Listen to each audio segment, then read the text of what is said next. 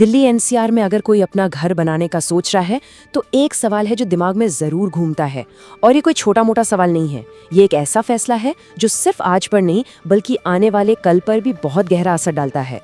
और सवाल बहुत सीधा सा है, ग्रेटर नोएडा या फिर यमुना एक्सप्रेसवे। देखिए, ये सिर्फ दो जगहों के बीच का चुनाव नहीं है, ये तो दो बिल्कुल अलग अलग रास्तों, दो अलग अलग भविष्य को चुनने जैसा है। एक रास्ता जो आज की सच्चाई है और दूसरा जो कल के सुनहरे सपने की तरफ जाता है। तो आज हम इसी पहेली को सुलझाएंगे। हम इन दोनों ऑप्शंस को हर एंगल से देखेंगे। मतलब आज रहने के लिए कौन सी जगह बेहतर है, कल के इन्वेस्टमेंट के लिए कहाँ पैसा लगाना सही है, जेवर एयरपोर्ट का इन दोनों पर क्या और कैसा असर पड़ेगा, और हाँ, सबसे जरूरी बात, पैसे की बात, दोनों जगहों पर कीमतों में जमीन आसमान का जो फर्क है वो कितना है। तो चलिए शुरू करते हैं इन दो शहरों की कहानी। और देखिए, कहानी शुरू करने से पहले एक बात बिल्कुल साफ कर लेते हैं, यहाँ कुछ भी सही या गलत नहीं है। बेस्ट चॉइस वो है जो आपकी जरूरत से मैच करती है। मतलब सब कुछ इस बात पर निर्भर करता है कि आपको चाहिए क्या। ये बात इस पूरी बहस का निचोड़ है, समझिए। जैसे हर गाड़ी का एक पर्पस होता है, वैसे ही हर प्रॉपर्टी का भी एक मकसद होता है। तो सवाल खुद से पूछने वाला है कि भाई आपका मकसद क्या है? क्या एक ऐसा घर चाहिए जिसमें तुरंत जाकर बसना है, या फिर एक ऐसा इन्वेस्टमेंट चाहिए जो आने वाले सालों में आपकी दौलत को कई गुना कर दे? और बस यहीं पर इन दोनों जगहों का जो सबसे बड़ा अंतर है वो सामने आ जाता है।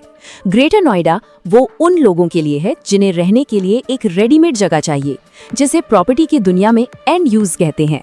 और दूसरी तरफ है यमुना एक्सप्रेसवे, जो उन स्मार्ट इन्वेस्टर्स की पहली पसंद है जो लंबे समय में एक बड़ा तगड़ा मुनाफा कमाना चाहते हैं। तो चलिए एक एक करके दोनों को समझते हैं। पहले बात करते हैं ग्रेटर नोएडा की। अगर कोई ऐसा है जिसे अगले 1 से 3 साल के अंदर अपने नए घर में शिफ्ट होना है, तो भाई ये जगह बिल्कुल उनके लिए बनी है। ग्रेटर नोएडा में आज की तारीख में एक अच्छी आरामदायक जिंदगी के लिए जो भी चाहिए वो सब कुछ है। यहाँ बढ़िया सिक्योरिटी है, रोज के सामान के लिए पास में मार्केट्स हैं, अच्छे खासे हॉस्पिटल्स हैं, और बच्चों के लिए तो एक से बढ़कर एक स्कूल है। मतलब सब कुछ एक ही जगह पर।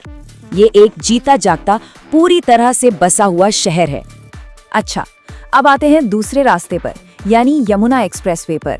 अगर मकसद सिर्फ रहना नहीं है बल्कि अपनी प्रॉपर्टी से पैसा कमाना है, वेल्थ क्रिएट करनी है, तो फिर यमुना एक्सप्रेसवे यहाँ एक चैंपियन की तरह सामने आता है।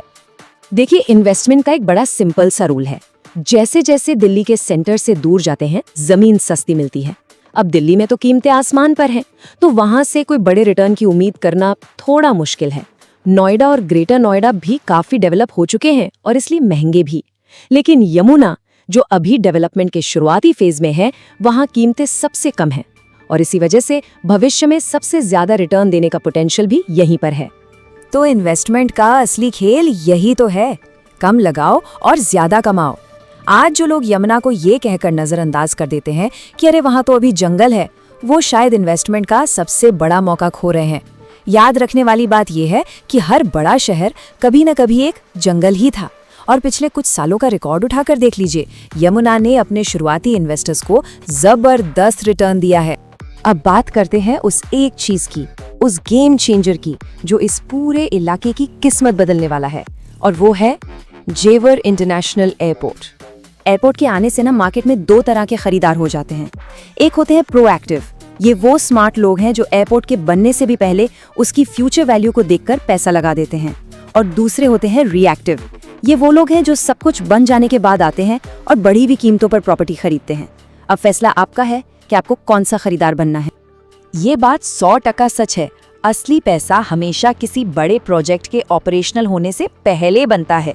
सबसे ताजा एग्जाम्पल देख लीजिए, अयोध्या। मंदिर बनने की घोषणा के बाद और बनने के बीच में जिन्होंने निवेश किया, उन्होंने सबसे ज्यादा कमाया। मंदिर बनने के बाद तो कीमतें आसमान छू गईं। जेवर में भी बिल्कुल यही कहानी दोहराई जाने वाली है, लिख के ले लीजिए। ये टाइमलाइन देखिए, बिल्कुल साफ है। हम अभी प्रोएक्टिव फेज में हैं, यानी ये वो गोल्डन पीरियड है जहां इन्वेस्टमेंट पर मैक्सिमम रिटर्न मिल सकता है। जिस दिन जेवर से पहली फ्लाइट उड़ेगी, उस दिन से डिमांड में जबरदस्त उछाल आएगा और हम रिएक्टिव फेज में चले जाएंगे, जहां कीमतें शायद आम निवेशक की पकड़ से बहुत दूर निकल जाएंगी। तो चलिए अब बड़ी बड़ी बातें छोड़कर सीधे मुद्दे पर आते हैं, उन नंबर्स पर आते हैं जिनका सीधा असर जेब पर पड़ता है, यानी प्लॉट्स के साइज और उनकी कीमतें। अगर हम सबसे पॉपुलर साइज यानी 120 स्क्वायर मीटर के प्लॉट की बात करें तो कीमतों का फर्क साफ साफ दिखता है। ग्रेटर नोएडा में इसकी शुरुआत ही करीब 2 करोड़ 10 लाख से होती है। वहीं यमुना एक्सप्रेसवे पर ये आपको लगभग आधे दाम पर मिलने यानी करीब 1 करोड़ 15 लाख से मिलना शुरू हो जाता है। ये कोई छोटा मोटा अंतर नहीं है, सीधे सीधे 95 लाख रुपए का फर्क। जरा सोचिए, इस पैसे में तो घर का पूरा आलीशान इंटीरियर हो सकता है या फिर एक और छोटी प्रॉपर्टी में इन्वेस्ट किया जा सकता है। यही वो फर्क है जो यमुना को एक बहुत ही स्मार्ट इन्वेस्टमेंट चॉइस बनाता है। और ये कहानी सिर्फ 120 मीटर पर खत्म नहीं होती। दूसरे साइज पर भी नजर डालें तो ट्रेंड बिल्कुल यही है।